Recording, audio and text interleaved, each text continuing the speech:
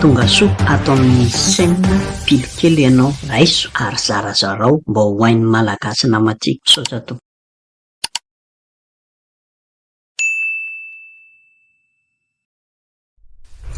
Imitengo zala naretsaka niany nanadary politika ty avako aby tandrenesa fa ijijity za ny momba ny filohany antenimera-pirenena malagasy sy ny lehiben'ny mpanohitra nandritsa ny fivoriana teny Tsimbazaza androany fividiona 2024 ity no ho fakafakaitsika kely.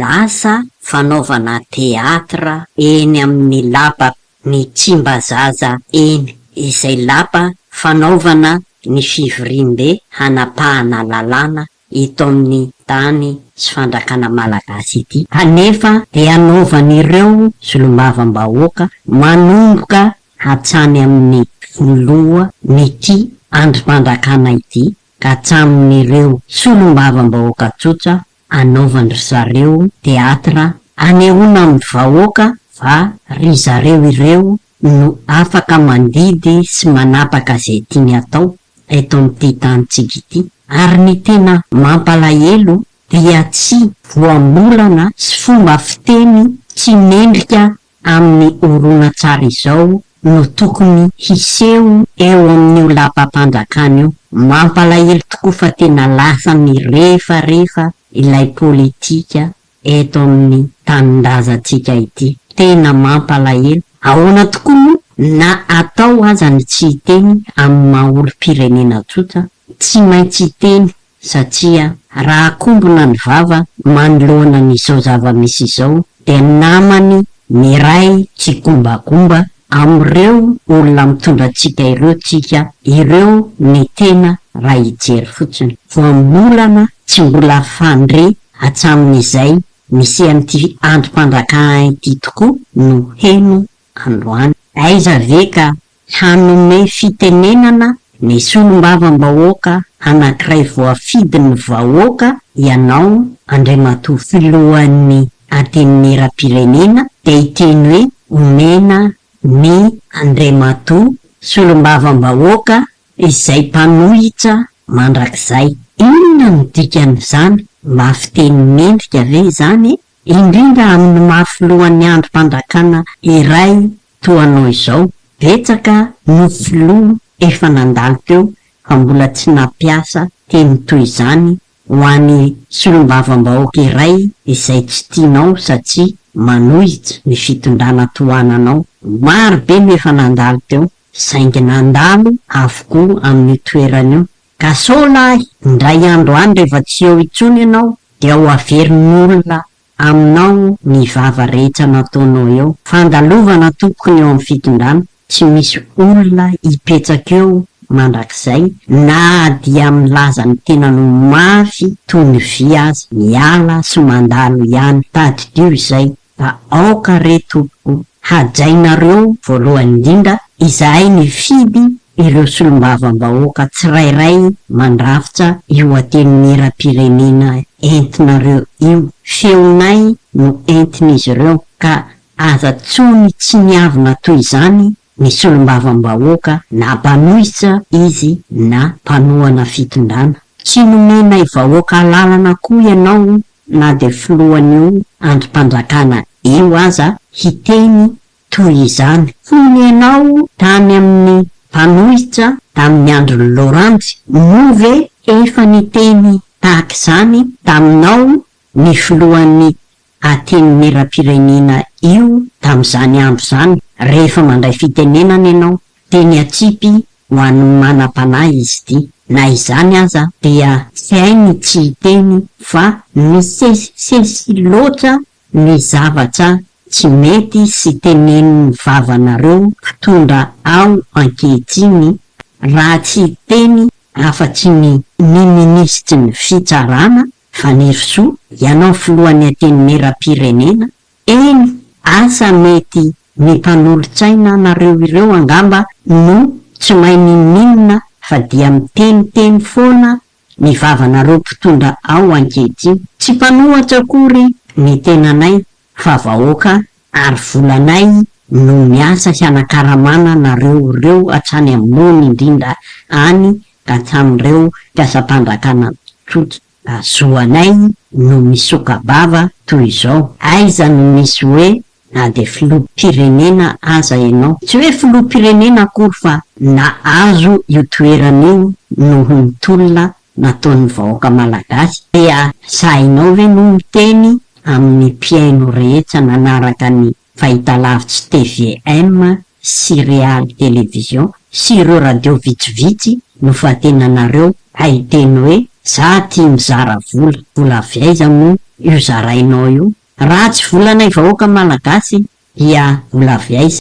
Ohatra iray iny, ohatra faharoa de ity nataony filohany ateny miram-pirenena androany ity, de ireny kory minisitra gasikara, minisitra mpisavika. Maro be mo ireo kongona manodidina ny filoham-pirenena ao ankehitriny satria rehefa niala ny foza de niditra ny kongona hoy aho satria mitsetsitra toy io biby io avokoa ireo olona mahazo seza ankehitriny. Malahelo anao ary tanindrazako ka izay no mahatonga ahy miteny toy izany. Dimy tsara akory fa atsipy ary entina ampieritreritra anareo mitondra anay ankehitriny ao. Nampindraminay fahefana nareo fa tsy hoe tompony akory, ka mba moramora ihany ny vava ataonareo sy ny fomba fiteninareo rehefa mbo mahazo pakasary sy mahazo io micro io ny vavanareo, fa dia tena mahamenatsy vatany ty fomba fivolana ndrozy ao andapa ao. Enoy ange ary arao ireto olona tsara ireto fa tena politika ny refarefa amin'ny tany. Mila vonjy Philibert, 7e vice-président district ny Ambovombe Androy. Omena 3 minitra ianao a lehibe ny mpanoatra mandrakizay.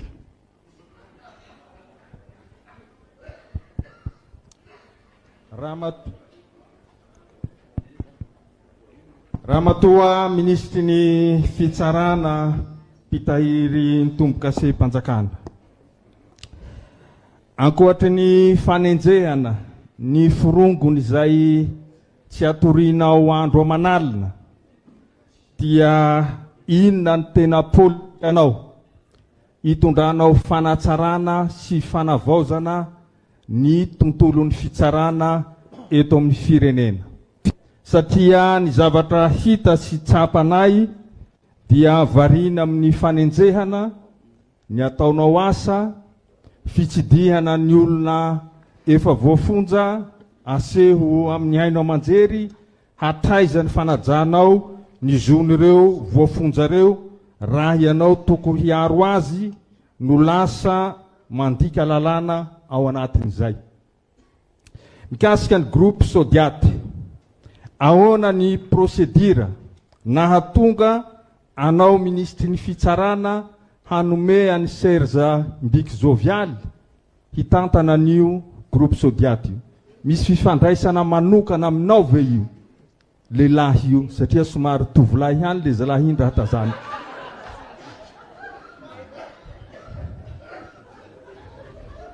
Tsy Mbiki ny anarany. Tsy Mbiki ny anarany. Iza? Mbiki ato. Imbe ny anarany. Serge Jovialy. Tsy Mbiki. Serge Jovialy, tsy anarany zay? Imbika manko ny tenenao ka Imbika. Ka mety resaka losa angamba satria Mbika raha lahy tiako indrindra. Fa ity Serge Jovialy ity no antaniko ny ministra ny fitsarana Andriamatoa filohan'ny anteny miram-pirenena hoe misy fifandraisana manokana aminy ve satria somary tovolahy io aho le zalahy iny. Zay tapahanao ny resako teo de dika zay misy solony igny.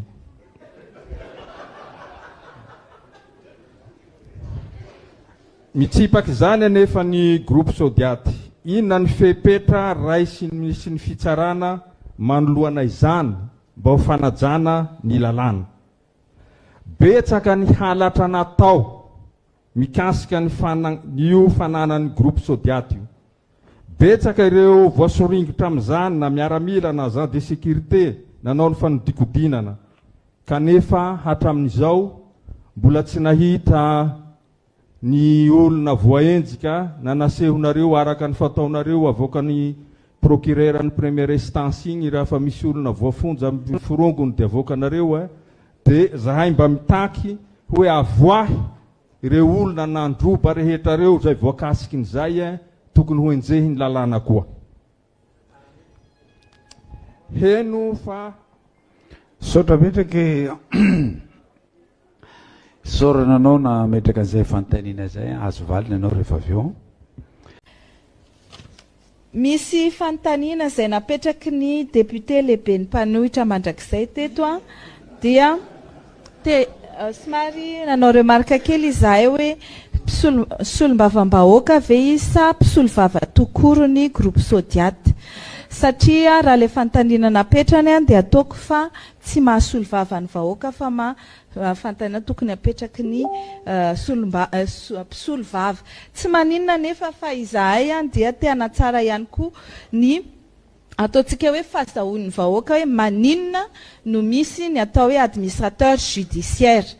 Rehefa misy orinasa anankiray ao ambaniny ataontsika hoe sous le coup d'une procédure judiciaire ka hanaovany fitsarana fanadihadiana, anisan'izany ny groupe Sodiaty izay voaroroy ho manao